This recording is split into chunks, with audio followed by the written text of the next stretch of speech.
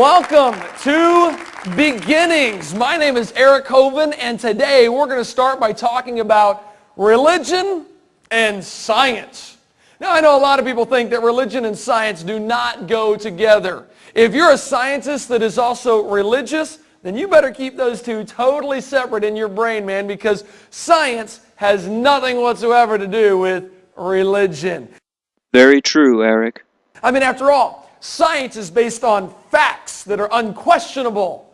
Religion is just kind of based on, thoughts and feelings and beliefs. Science is material. Religion is just kind of immaterial. Science has all the answers. Religion causes a lot of problems. And they really... Well, you misrepresented science a couple of times there, Eric. Science doesn't have all the answers, nor does it claim to.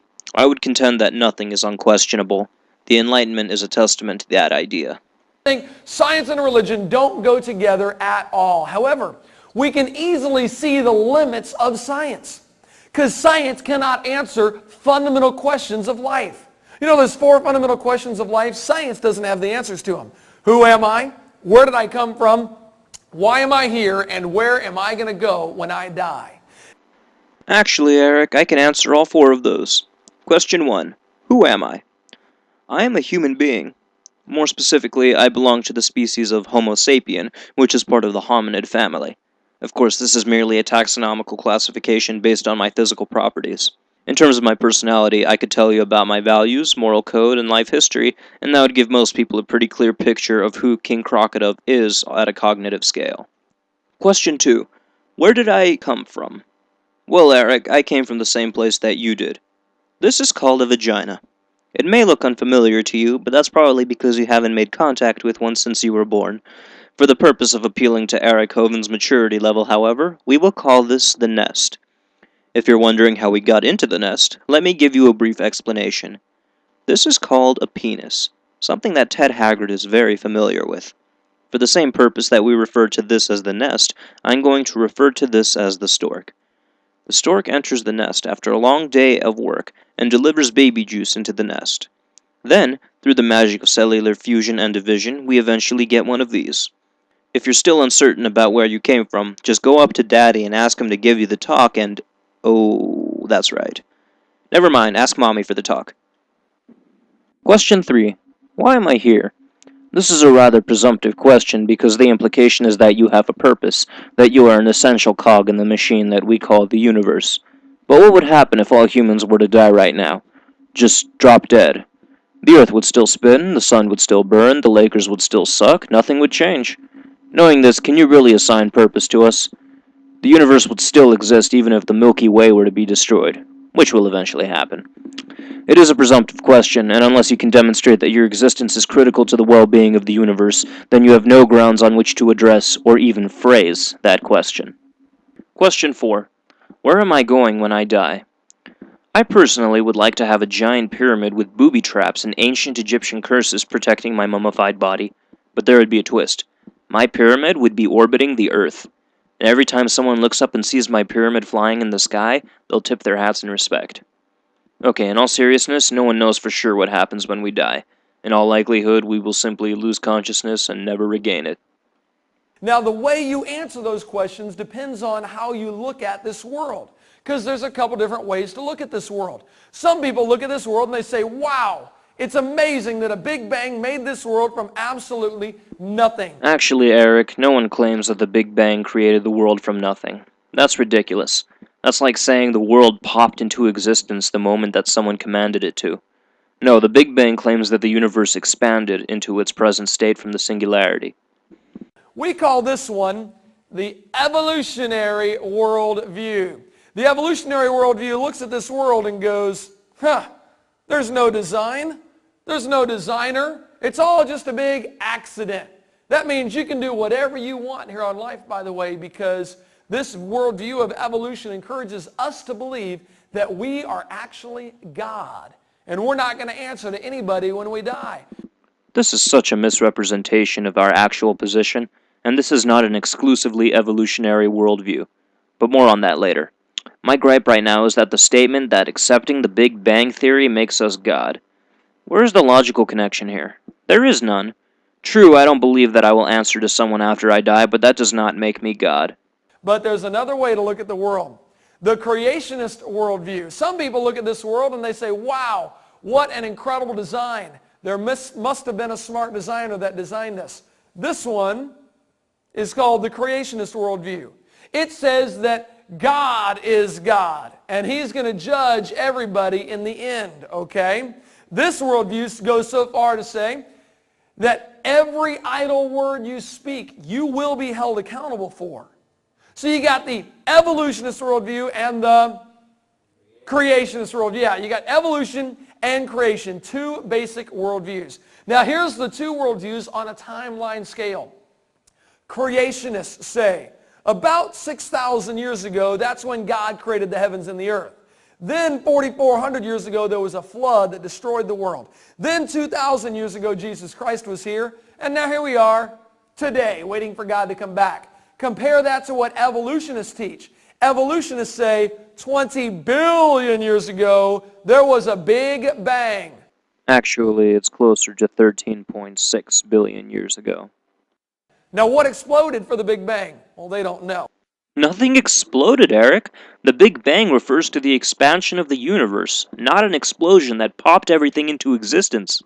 When did that happen? Well, we're not exactly sure, but about 20 billion years ago. Then nothing happened for a long time. We have a big old long period of nothing. Not nearly so, Eric. During the gap between the Big Bang and the formation of the Earth, we had the collisions between matter and antimatter that created photons, the quanta of light. We had gravity pulling hydrogen atoms together, increasing the density until they fused to give birth to stars. We had the formation of galaxies and solar systems, dying stars, and of course an expansion that only grows faster and faster. A lot was going on before this minuscule, insignificant rock started to orbit the sun. And then, 4.6 billion years ago, finally, the Earth formed. Yeah, the ball of dirt that you're sitting on right now, that happened 4.6 billion years ago. And then, 3 billion years ago, guess what happened? Life came about. Yeah! You see, 4.6 billion years ago, after the Earth formed and it cooled down, it started raining on the rocks for millions of years. It rained so much that it made oceans on the surface of the Earth. Actually, it's recently been established that comets are responsible for the vast majority of the Earth's water supply. And then the oceans, because of the waves, because I don't know if you've ever been to the ocean, they have waves there. Because of the waves, it mixed with the rock and made something called soup. And then 3 billion years ago is when the soup came alive. Wow! What the fuck? The primordial soup did not come alive, Eric. The abiogenesis hypothesis claims that the building blocks of life formed in these soups after an electrical charge was sent through inorganic chemicals. Then, by some as yet unknown means, the amino acids combined to form proteins, which over a very long period of time formed microscopic structures that were made of lipids, powered by carbohydrates, run by proteins, and replicated by using nucleic acids as an intermediary. By taxonomical classification standards, nothing was alive until the first nucleus evolved, and that did not happen, as you insinuate, spontaneously. Then the soup found somebody to marry. And then it found something to eat. Cool. Okay, now you're just being a dick. And now, here we are today, mankind. Yes, ladies and gentlemen, evolution at its finest. More like evolution as understood by a creatard at its finest. You're not impressed. Of course I'm not impressed. I clearly have a better understanding of biology than you do, and that's not even my area of expertise. Okay, fine. But that's what evolution teaches, okay? You got the creationist worldview and the evolutionary worldview. Now let me ask you something. If we believed in the evolutionary worldview, how would you look at life? How would you answer those 4 fundamental questions of life? Like question number 1, who am I? If evolution is true, who are you? Well, really, yeah, I guess that's what you are. You're just a little bit of soup, aren't you? What about question number 2? Where did I come from? If evolution is true, where did we come from? The soup. Well, if you prefer to call it soup instead of the nest, I guess that's okay. It's a more accurate description anyway. Or we can go back even farther and say a cosmic belch 20 billion years ago. Ooh. What about question number 3? Why am I here? According to evolution, what exactly is the purpose to life? Why are we here?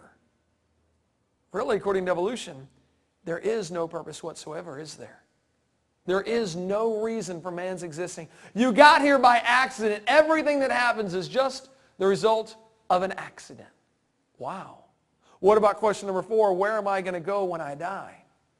If evolution is true, you're not going anywhere when you die. You're going down into the ground, you're going to get recycled into a worm or plant or something, but you ain't going nowhere when you die. Evolution has nothing to do with what happens when you die. All that it deals with is the variety of life on Earth. Now, if we believe in creation, we're going to answer those 4 fundamental questions very differently than those that believe in evolution, aren't we? Yeah, it's going to be a whole lot different. I believe in the beginning, God created the heavens and the earth. And because I believe that, my whole outlook on life is very different from those that believe in evolution. Hey, suppose I were to tell you this. Did you know that if you were to kiss a frog, it would turn into a prince? Shut the fuck up. You would say, Eric, that's not true. That's a what? That's a fairy tale. That doesn't happen. How many of you ladies got your husband from kissing a frog? 1, 2, 3. Okay, thank you. No, you don't get a prince by kissing a frog. That just doesn't happen. However, did you know that in textbooks today, they are teaching the kids that the frog could turn into the prince? That's exactly right. The frog really did turn into the prince. But the magic ingredient isn't just a kiss. No. You have to give it time. Billions and billions of years will turn your frog into a prince. So let me get this straight here. If a frog turns into a handsome prince and it happens quickly, well, then we call that a fairy tale. But if a frog turns into a handsome prince and it happens slowly, somehow we call that modern science? Does that make sense? Well, yes, and it's well understood why that is. In any case, you seem to think that human beings are the inevitable result of evolution.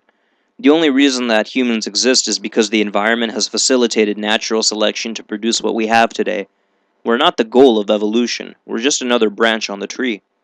It's funny that you should mention that the event of a frog spontaneously becoming a prince is a fairy tale, but you regard the story in which a river spontaneously turns into blood as fact. I mean, you got to be kidding me, right? That doesn't really happen.